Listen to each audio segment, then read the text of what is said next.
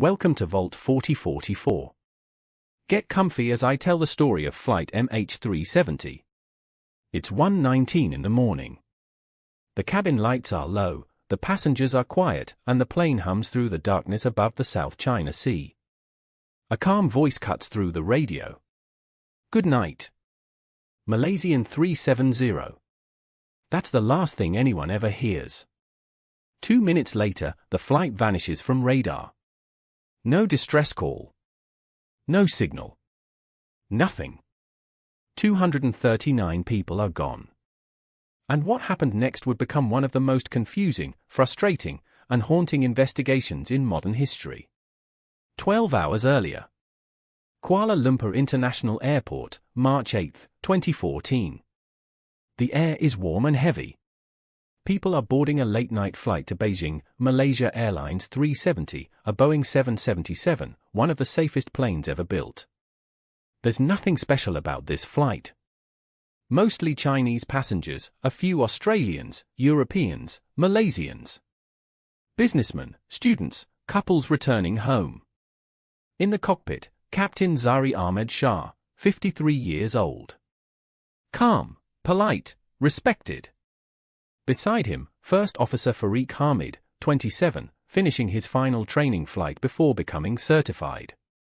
The plane pushes back at 12:27 a.m.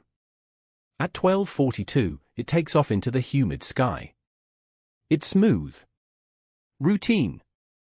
The captain chats with air traffic control. Passengers settle in.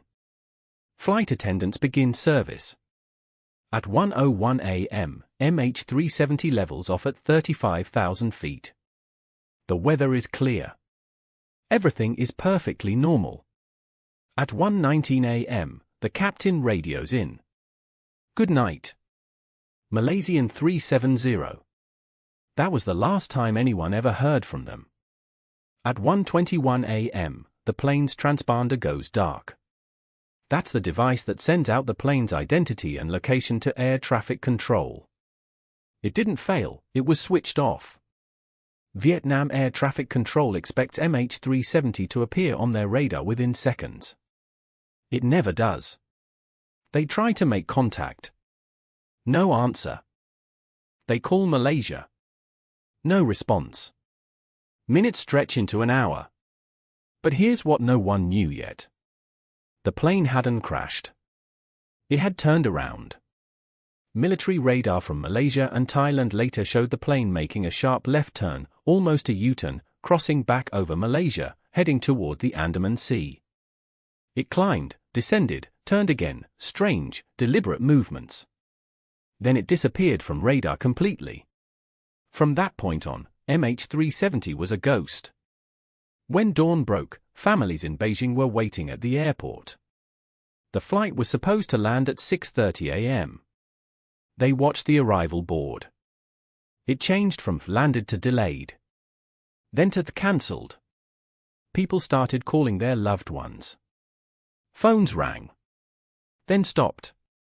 Hours later, the airline made an announcement. We have lost contact with the aircraft. That's all they could say. What followed was chaos. Malaysia's air traffic control thought Vietnam had taken over. Vietnam thought Malaysia still had it. By the time anyone realized MH370 was missing, 5 hours had passed. At first, search teams looked in the South China Sea, the plane's expected route. But there was nothing there. No debris. No oil slicks. Nothing. The first 24 hours were crucial, and they were lost to confusion. Then, on the second day, new information surfaced from Malaysia's military radar. They had recorded a faint signal heading west, across the country and out over the Indian Ocean. At first, nobody believed it. The flight was supposed to go northeast toward Beijing. Now it looked like it had flown in the complete opposite direction. The Malaysian military quietly held that information for several days before releasing it to the public. By then, the search area had already shifted thousands of miles off course. When investigators finally put the data together, they noticed something chilling. Even after the transponder was turned off, the plane's satellite communication system, called ACARS, kept sending small, automatic handshake signals every hour. 7 in total. Each one confirmed the plane was still in the air. The final handshake came at 8:11 a.m., nearly 7 hours after radar contact was lost. It was somewhere over the southern Indian Ocean, one of the most remote places on Earth. And then, the pings stopped. Search teams shifted focus. Navies from multiple countries joined in. Ships, aircraft, and satellites scanned tens of thousands of square miles. They found nothing. No wreckage. No floating debris. No signal from the black boxes. It was as if the plane had been erased. Meanwhile, investigators turned to the pilots. Captain Zari's home was searched. Inside, they found a personal flight simulator. One saved route on that simulator caught their attention, a route that ended in the southern Indian Ocean, almost identical to the real flight path of MH370. It looked deliberate. But there was no suicide note, no motive, no sign of stress or mental instability. Every person who knew him said the same thing. He loved flying. He was a good man. And yet, the data pointed to something human, not mechanical. Months later, a breakthrough. A fisherman on Réunion Island finds a large piece of metal washed up on shore.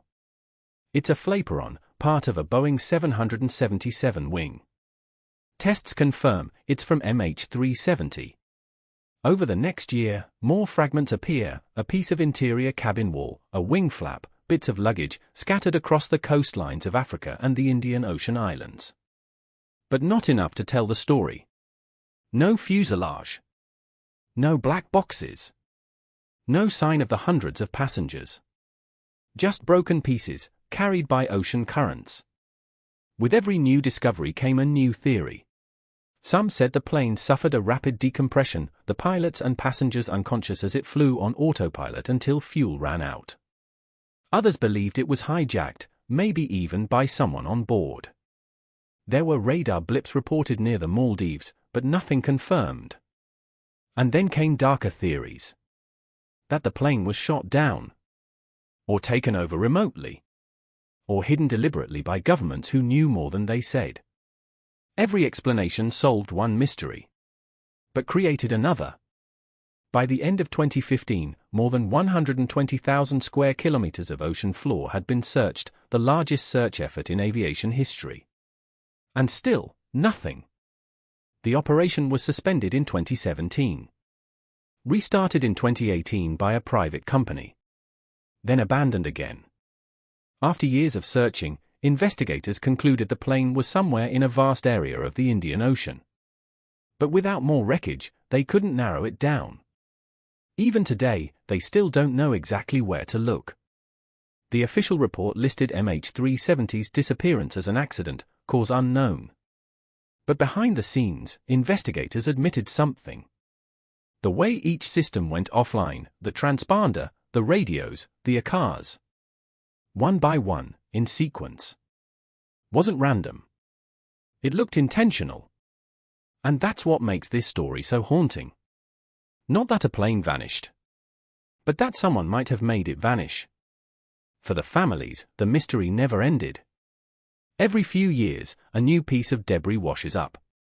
Every time, the news cycle reignites. And every time, the answers don't come. They've lived a decade in limbo. No wreck, no remains, no closure. Because a crash you can accept. A disappearance, you can't. It's been more than 10 years now. And out there, somewhere under miles of black water, is a 200-ton jet, frozen in silence. Maybe the black boxes still hold the truth. Maybe they're gone forever. People ask how a plane this massive can just vanish. But maybe the question isn't how. Maybe it's why. If a commercial airliner can disappear in an era of satellites, radar, and constant communication, then what else can slip through the cracks, right in front of us? And if you thought that story was impossible, wait until you hear what happened to 9 hikers in the mountains of Russia. That one's even stranger.